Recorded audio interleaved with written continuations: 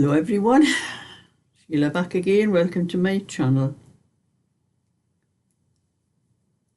You know, I am on at the moment. I've got 3 things I'm knitting for myself, and I thought, this is the front. I already have the back done of this sweater. I'm going to do a bit of this one, try to get this finished. And the other one I was doing, when I started this one, I was going to do a sweater, but I think I've changed my mind. I've only done the back on it.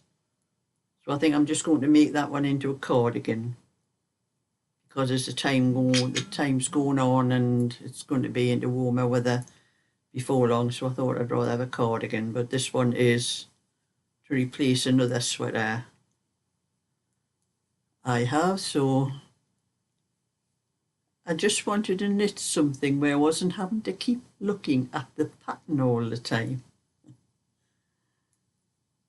because of the cabled one I've been doing. And it is it's not complicated. It's realizing what stitch you have to do when you have to do it, and changing this stitch and changing that stitch. But I'll put that down in a minute. This one here, I think I can knit it now just looking at the row, you know, just looking at the stitches that come up. The only thing that was putting me off doing that before was there's Irish moss stitch. There's a little bit Irish moss stitch at the very start, a little bit near the centre. I should turn the right round there. Somewhere near the centre there, where we have like double cables in the centre, and there's Irish moss stitch on that side and that side of it, and some Irish moss stitch on the start and the end of the row, and the rest is all cables and slip stitch. But it's when I come to that moss stitch, that's what I have to keep looking at the pattern for, because I can never remember. With moss stitch, it's 2 rows. Irish moss stitch, it's 2 rows, and one row you do knit 1, purl 1, and on the second row you knit what you see. So I'm never quite sure when I come to it, and it's very hard. Actually, this yarn is hard to see the stitches, you know, because of all the different colours in it and all that.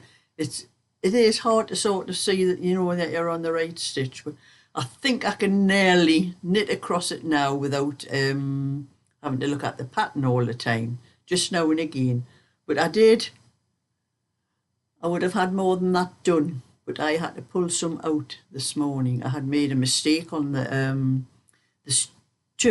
all the cables. These ones in the centre here are all 4 stitches, and it's just cable 2/2. One in the very centre is a double cable. There's 8 stitches, and you're doing one going out, you know, one going that way and one going that way. So you don't one at the front and one at the back. And then there's all those, the 4, just, you know, whatever way. One lot goes that way and one lot goes the other way on the, you know, with the front. You're going one way and then the other way.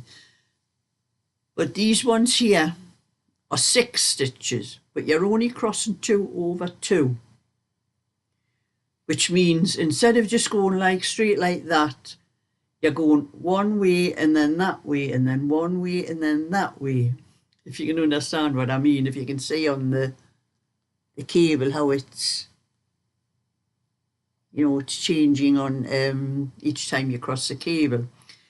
Well, I had come to the cable on the end. I had done some knitting on it yesterday, and I'm looking at the cable. I think it was the cable on the end, this one, I think. And I thought, that doesn't look right. And then I realised it had been crossed over the wrong way. I think I had crossed over at the back, and it should have been crossed at the front. And I wasn't sure whether I had made the mistake or it was a mistake in the pattern. So I'll show you what I did. I done a little bit knitting. I've cast on, I think, about 18 stitches here. 2, 4, 6, 8, 10, 12, 14, 16, 18. Yes, I cast on 18 stitches. I'll put that one there. And I took the first part of the cable from the start of the row and the cable from the back of the row with just a couple of stitches in between to separate them. And I knitted the 8 rows crossing the cables to make sure that it wasn't a mistake on the pattern and that it was whether it was me that had made the mistake or the mistake on the pattern, but it was me. It wasn't a mistake on the pattern because I thought it was something I was going to have to change on the pattern, but that was the only way I could work it out. I kept looking at it and I just couldn't work out. I have to knit something to work something out. That's the way my mind works. I can't just work it out just looking at it, reading the instructions and looking at it. I just couldn't get it into my head properly. So that's the best way for me, is to knit it. So that's what I did. I knit those 6 stitches at the start of the row and the 6 at the end of the row, and crossing just the 2 over 2 in where it told me in the pattern, and I found out it was my mistake. But you know, I'm willing to admit if I've made a mistake, but that lady that wrote that pattern isn't. So anyway, that was that. I've sorted that out. And I was going to go into my garden this morning and do some more gardening because I cut the big lawn yesterday. But I still have a small one up the top of my patio and a medium-sized one in the front garden. But I think yesterday, with digging the garden over to put my onions in, and then it was really hard work because the grass was getting so long, which had been grown even in the winter. I think you get a certain temperature and the grass keeps on growing. And it was very hard pushing that lawnmower as many times backwards and forwards. My arms were aching. I couldn't even be bothered to knit last night. I tried. I'll show what I was doing. Doing this little cardigan, which I was doing over night time, because this sort of thing I can knit without needing to look at what I'm doing all the time. I can watch the telly or my computer and that. So I had the back and the 2 fronts done. I was in the middle of one of the fronts and I finished the front off. And I've only just started I've only cast the stitches on for the sleeve. And this was still quite early on in the evening and I just couldn't be bothered to knit. My arms were aching and I think it made me tired as well, because that is the first time I've cut the grass this year. And it's always the same. The first time I cut the grass, it does affect my arms and that. So I didn't get much done last night. I could have had that little cardigan finished, but I just couldn't be bothered to knit last night. It's okay today, but I think I need 2 or 3 days before I start pushing the lawnmower around again to give my arms a rest. But the only thing is we are getting heavy rain tomorrow. So I'm probably going to have to wait quite a few days for it to dry, because it had dried out a little bit, but the soil was still very soft on the lawn when I was walking over it, because I left my footprints all over the lawn. So I'm just going to have to wait until a better day to cut the other grasses, but they're not quite as bad as the one. My large lawn was very thick and lush, and it seems to grow better than the other 2 lawns I have. So that was a little bit of something I never got done either. So, but these things come to try, sometimes, If it had been a better day as well, because it is a bit colder today and it's very windy. I just had to take my bin out because it's the bin men's day today for to empty our bin. And I was nearly blown down the drive with the pushing the bin down to the edge of my drive. So I thought, oh, that's another thing that puts me off. I won't do things in the garden if it's as windy as that. It just blows things around in the garden. I need a lot of tidying up in my garden, like things that's blown around, all the rubbish and things that gets trapped. So I'm just going to spend a couple of hours on this and maybe on the other one that I have been neglecting these ones, I think, since I started other things, but I thought I need to do these ones as well and get them done and sort out any other ones I might do. I'm going to have to sort out a lot of my other cardigans and sweaters and that's not so good now, and just put them in a charity bag. So I need to sort out what I want to knit for myself to replace all them ones I'm going to put in the charity bag.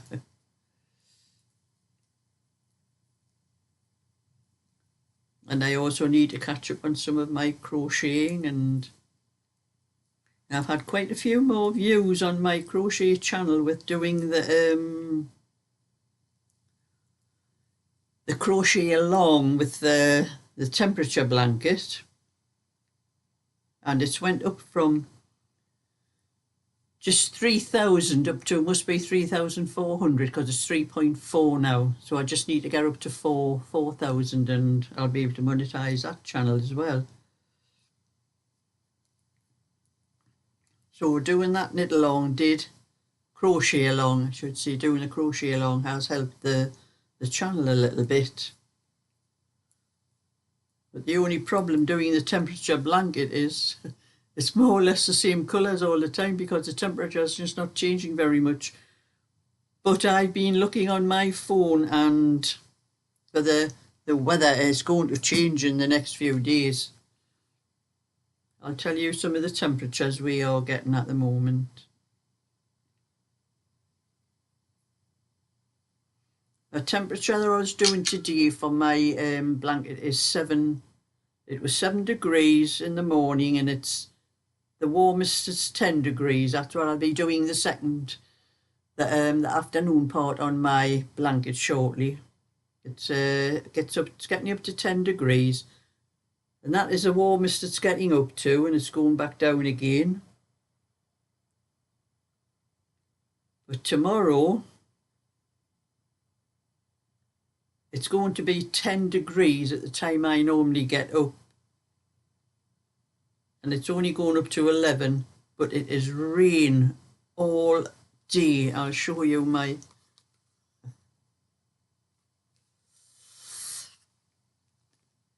That's what I've got tomorrow, all them black clouds and the rain things on them. That's all day tomorrow. So it looks like it's going to be chucking it down when I'm going up the A1 tomorrow night to I usually put my car through the car wash, usually at least once a week. But when I go up the A1 when it's raining like that, it was a waste of time. So definitely not putting my car through. I would have done it today because I have to go out with a parcel today. And I would have put my car through the car wash, but not when it's going to rain. Going up the A1, it just all the muck and everything gets splashed on it. Then on Friday, we are getting temperatures from 3 degrees to 5 degrees, so it's really dropped. So that's 3 degrees is the lowest on my phone here.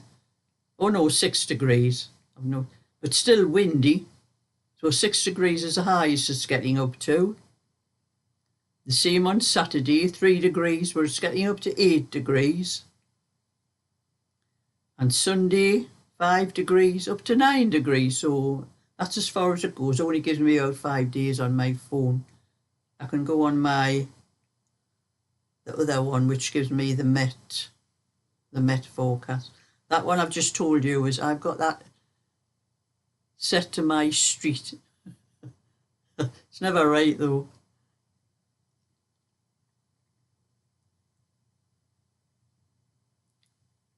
And there's a bit more on my other one. It's going from where I finished on there, going from 3 to 7.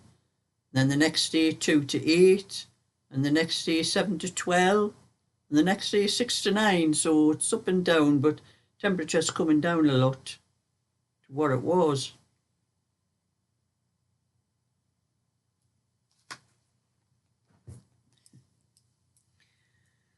So anyway, that's just a little bit of a catch-up for anyone wanting to know what I'm doing and what I will be doing. I'll do a little bit of this, and I think I pulled out, when I did this, I think I pulled out about 5 rows, and I have knitted those rows because I just left all the wool loose there that I had pulled out, and I'm up to the end of where the wool was pulled out from. So I've knitted all up again, so I'm exactly back where I was yesterday. I will do a little bit more of that later on. So I'll probably do maybe a couple of hours on this, a couple of hours on that, and maybe a couple of hours on my other one. But I have been writing it takes so long to write the instructions from the actual pattern for the 8 rows. I've started writing it down there, and I've got as far, it takes ages to write it out. I've got the 5th row, so I've got the 6, 7 and 8 to write down, and then I can just use that. And it's cutting out all the little things I don't need to know on there, so that, because it is an awful lot to go through on a row. If I can show you a row close up.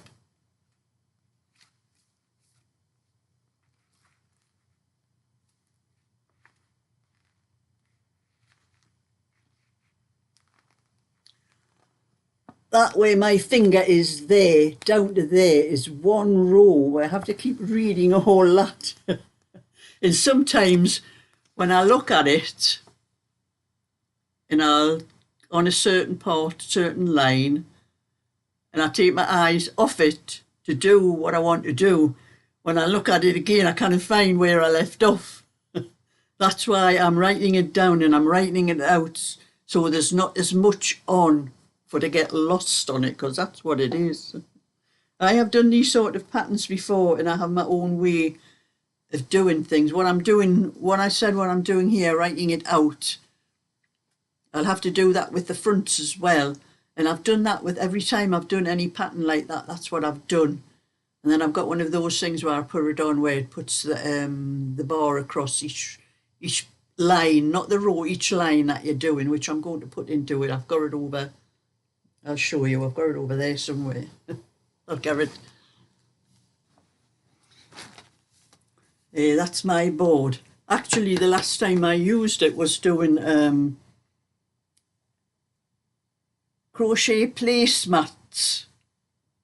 There was a lot of different colours in, and I had a lot of rows, and that's what I was doing. So I've got all the rows down there, and I was just moving that up and down on whatever row. And that's what I'll do with this. For each part, each line that I'm on, not each row, I'll just put each line, and that'll stop me forgetting where I was in the middle of the row. But that's, one of my subscribers sent that to me. I can't remember who it was, but someone sent that to me quite some time ago, and it's come in very handy, actually. I'll just put the thing in and just move the bar up and down on it.